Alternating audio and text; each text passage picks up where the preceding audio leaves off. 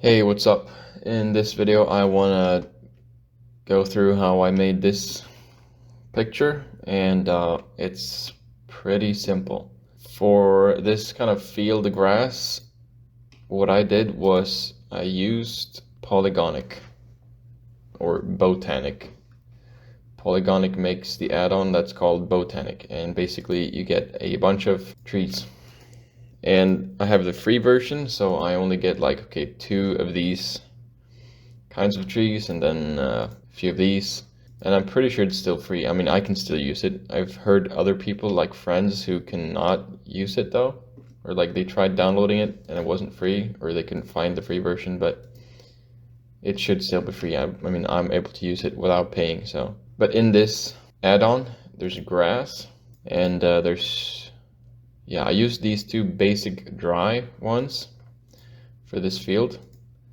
And then I used geometry nodes, and I'll go through the setup for that. It's a pretty simple setup that I've got here. You just want, like, this is just a big face or a big plane. You want this node, distribute points on faces. And then, that goes from geometry into that. And then that goes into instances on points. And I still wanted, like, the plane here. So you need to join these. You need to join the geometry and like these points here, or the instance thing. And then in here, what I've got hooked up is the collection info, and the collection I use is the grass collection. Like when you spawn in these grass objects, they are automatically grouped like this, so that's pretty handy. So then you just, drag that in there and you have your grass. And you need to like check all these boxes: pick instance, separate children, reset children. And also here I've changed from random to, I'm sorry if you can hear my cat, he wants lunch. He actually just got lunch. You just had lunch, dog. Anyway, for the randomization, okay, so when it comes to the rotation, I use a random value, but it's set to vector, and everything is 0 except this last one, and this is the Z value, so it's going to spin randomly on the Z axis. You don't want it spinning on like the Y axis, because then it's like going to be upside down and it's not good. And then for the sizes, I just use a random value, because you want to scale it equally on each like axis, like the Z axis, Y axis, X axis, everything. So use a float, and then you just kind of dial in. So 1, if you just used like 1, 1, they would all have the same size. But I went for like 0.25 and then like almost 2.5. And that just gives some more variation. So that's it, pretty simple. And I've done the same thing here with like the background trees here. These are also from Botaniq, and it's like a little pine tree. Where'd it go? It's this one. And there's not actually much variation, right? But it's the same setup here, exact same setup. I just use the tree instead of the grass. And here I actually do use the minimum distance, because you don't want them clipping. So they cannot be closer to each other than this value, so like 5 meters almost.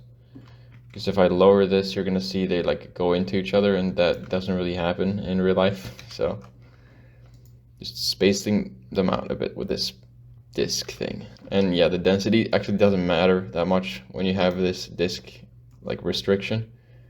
It tries to cram in some more trees, but it really can't. And then the other trees, I just picked some other trees from this add-on just to give some more variation. They're all free. There's a little one here. This one, I've showed how to do this in another tutorial. It's just a cloth simulation. I think this is like one of the first ones I made. Yeah, you're better off just looking up cloth simulations. This one's like, this has been applied, so there's no simulation going on anymore. And under this, I had, when I ran this simulation, I had a human model from Blender Kit.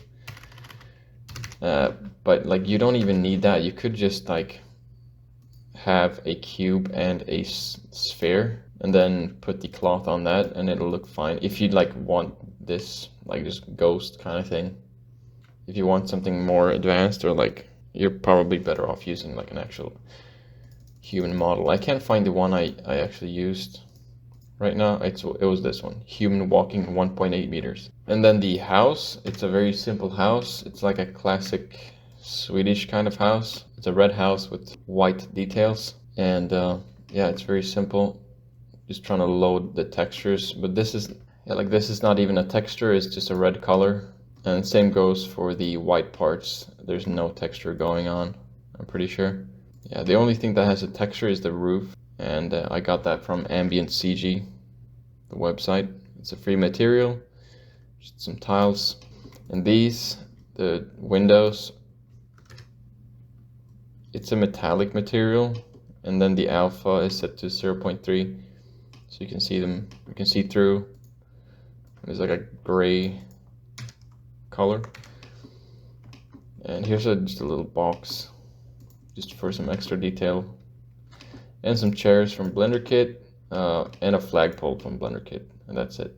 When it comes to lighting, I am only using an HDRI. I think it's from Polyhaven. It looks like this.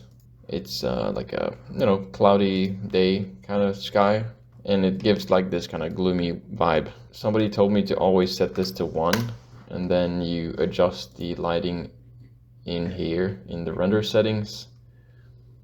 And then I've lately started using Filmic Log.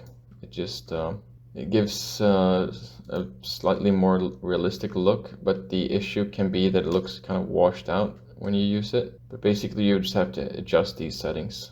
So gamma is like the contrast kind of, and then the exposure is just the exposure.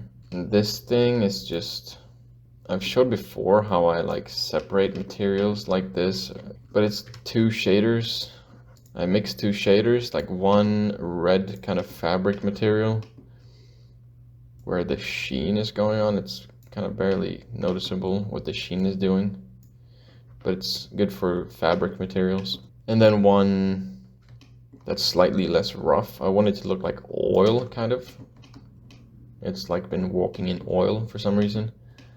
And then I mix those 2 with a mix shader, and the factor is, okay, so the basic thing is there's a gradient and it's rotated on the one of the axes. You can like rotate it like this, but basically I want it to go from the bottom and then up. And then in the location, I've plugged in a noise texture.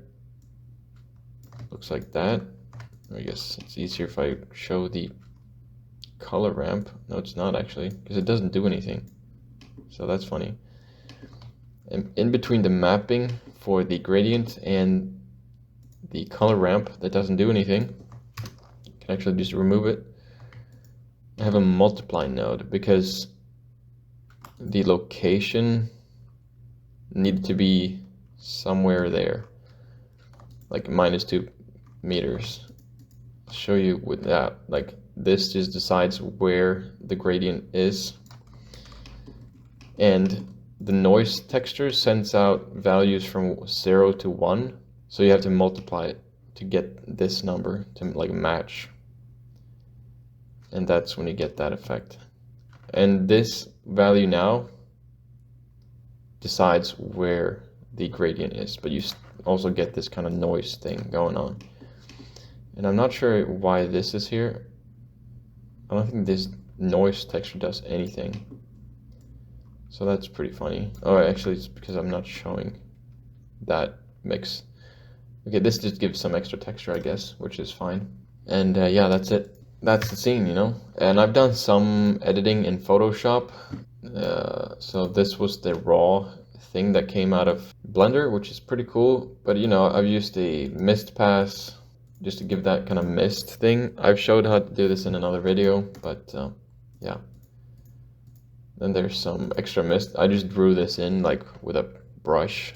Then used the camera raw filter for some other edits, you know, like exposure and contrast, stuff like that. And then some curves at the end for some more contrast, and that's it. Now I just go make a field, you know, have fun. but not too much fun. Alright, see ya.